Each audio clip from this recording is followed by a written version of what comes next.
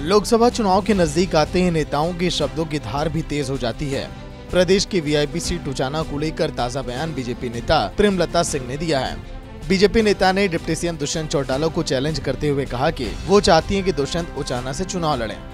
आपको बता दें कि वर्तमान में जेजेपी नेता और प्रदेश के डिप्टी सीएम दुष्यंत चौटाला उचाना से ही विधायक हैं और प्रेमलता चुनाव हार गई थी, लेकिन चुनाव के बाद जेजेपी और बीजेपी ने गठबंधन कर सरकार का गठन किया। बीजेपी नेता यहीं नहीं रुकी और कहा कि तैयारी तो वो करते हैं जिसने पहले कुछ भी नहीं किया हो।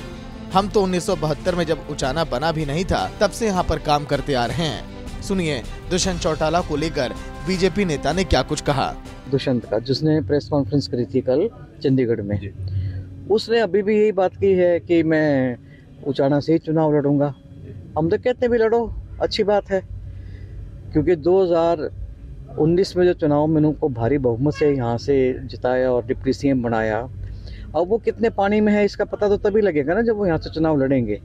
तो हम तो चाहते हैं कि वो चुनाव लड़े, लेकिन दिक्कत ये है कि अगर हमारा गठबंधन रहा उस समय हमारे को ये मतलब तय करना पड़ेगा कि हम तो चुनावी राजनीति में हैं, अब वहाँ से रिटायर तो होने का मतलब ही नहीं।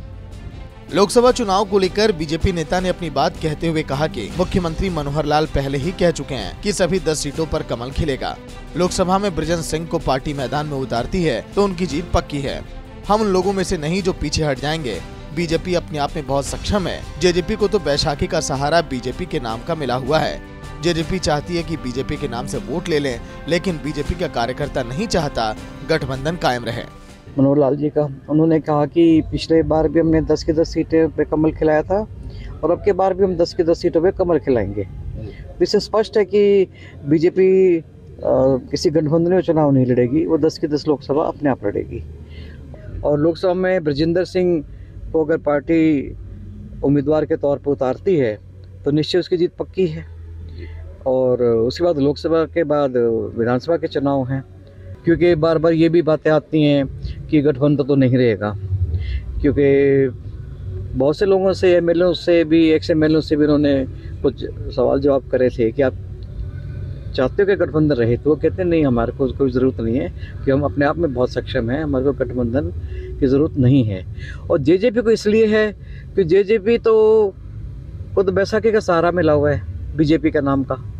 बीजेपी के नाम से शायद उनको वोट कुछ फालतू मिल जाए, लेकिन बीजेपी खुद उसका वर्कर नहीं चाहता कि हम जेजेपी के साथ मिलकर अपना गठबंधन कायम रखें। बहरहाल गठबंधन पर फैसला तो बीजेपी आलाकमान का होगा, लेकिन प्रदेश में सियासत गर्म है। देखना दिलचस्प होगा कि प्रदेश की हॉट सीट उचाना पर किसकी दावेदारी में कितना दम है। सूर्या समाचार के लिए जिन से परमजीत पंवार की रिपोर्ट।